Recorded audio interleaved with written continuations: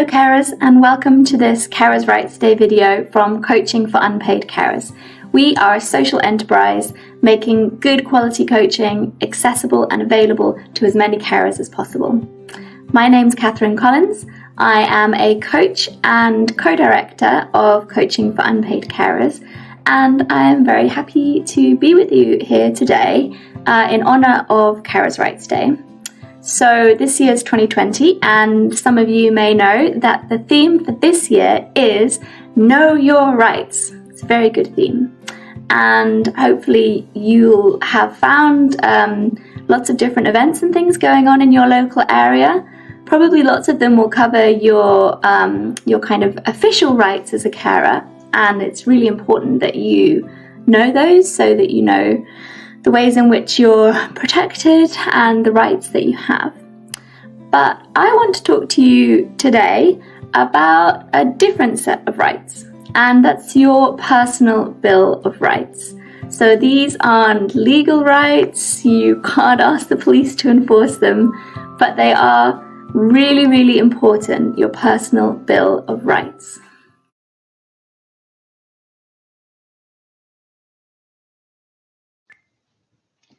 So, what are these personal Bill of Rights? Well, what they are is a collection of innate rights that you have as a human, things that you can expect to be able to have in your life. Now, when I say that you can expect to be able to have them in your life, I absolutely don't mean that it's going to be easy to ask for them and to really know that you have the right to have this. And it's actually probably easier if I start by reading some of them out. I don't have a credit or a quote for this idea of the personal Bill of Rights. There seems to be lots of different sources for it, so apologies for that. But what I've actually done is I have selected 12 personal Bill of Rights that I think are particularly relevant to people who are unpaid carers. They are things that come up really regularly in my work with carers, and so I'm really pleased to share them with you today for Carers Rights Day. So in a moment I'm going to go through and I'm going to read these 12 rights that you have. And before I start, I maybe would just invite you to pick up a pen and a bit of paper, or get your phone out if you have a sort of memo pad on your phone or something. Some kind of way of jotting down one or two of them that particularly resonate for you. Often when I do this piece of work with my clients, there are one or two that really ring out to people and they say, wow, like I really, really don't embody that right in my life. I really don't feel I can ask for that. I really don't feel that that is a right that I have. And it's often really a key sort of turning point in our work together when somebody realizes, I do deserve that, actually. So I'm going to read them out to you, and then I'm going to discuss some of them afterwards and really why I think they're really important for unpaid carers. And as I go through, just notice which ones resonate for you. So the first one is that you have the right to say no to requests or demands. You have the right to express all of your feelings, whether positive or negative. You have the right to be angry at someone that you love. You have the right to change your mind.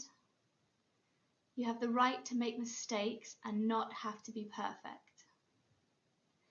You have the right not to be responsible for others' behaviours, actions, feelings, or problems. You have the right to be healthier than those around you. You have the right to feel scared and to say, I'm scared. You have the right to be playful and frivolous. You have the right to ask for what you want. You have the right to your own needs for personal space and time. You have the right to have your needs and wants respected by others. So those are the 12 that I picked. I'd be really interested to hear from you as to what you thought about those, if there are any ones that particularly resonated for you. I think there's going to be something in there that is actually challenging for almost everybody, but particularly for carers who often end up feeling like they have to put a lot of these basic rights aside in order to care for somebody else. And in doing so, they really put someone else or other people, or sometimes a large group of other people, before themselves. And so things like the right to say no might be really important. Their right to know that if someone asks something of them, they can say, actually, I just can't right now. I just don't have the capacity. I'm sorry. And that might be difficult in relationships. And so then this one might be quite relevant, that you have the right to be angry at someone you love. And that feels difficult, I think, to be angry with somebody that you really love. But I also think it's incredibly common, particularly in caring relationships, which can be sometimes fraught and difficult and stressful. And often there are lots of things happening in that relationship and in those two people's lives that they really wish weren't happening. So there can be anger and resentment, and it's really okay. It doesn't mean that you love that person less. It doesn't make you a bad person if you're angry with somebody you love, even though it can really feel like that sometimes. One that I particularly like, and has been a bit of a learning edge for me in my life actually, is the right to make mistakes and not to have to be perfect. I know when I used to make mistakes or feel like I got something wrong, I would just feel this sort of crushing sense that I had done something really bad, even though I didn't expect that from other people. If other people made mistakes, I would think, sure, they're just human, they're doing their best, and I wouldn't be cross them particularly or mind in any way. But when it was me, I was like, no, I must be perfect all the time. So that was one that I've had to work on over the years. And I think the last one that I really want to pick out, although I think they actually are really important and there's a lot of value in all of them, is the right for your own needs for personal space and time, and your right to have those needs and wants respected by others. And this one can often be tricky as well. So I hope there's been something in there that feels useful or relevant to you. I'm actually going to write down those 12 carers' personal Bill of Rights in a blog post on our website, so you can go there and you can spend a bit more time looking through them and absorbing what you can.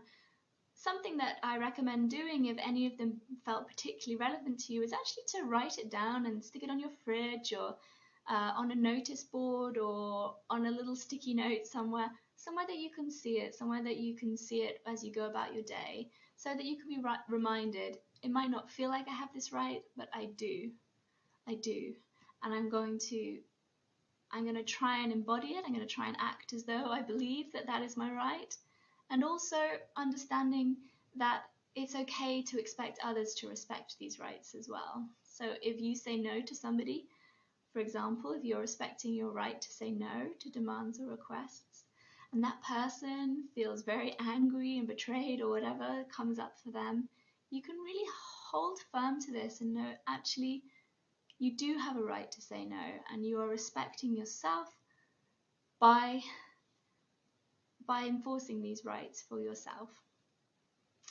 So as always, if any of these come up and you think, gosh, I really could use a bit of an extra hand, a bit of space to think about this and how I can embody this in my life, get in touch with us. And there's quite often sort of free or low-cost coaching places available, or the private coaching places available as well. So if you're interested and you want to find more, please get in touch. We would love to hear from you.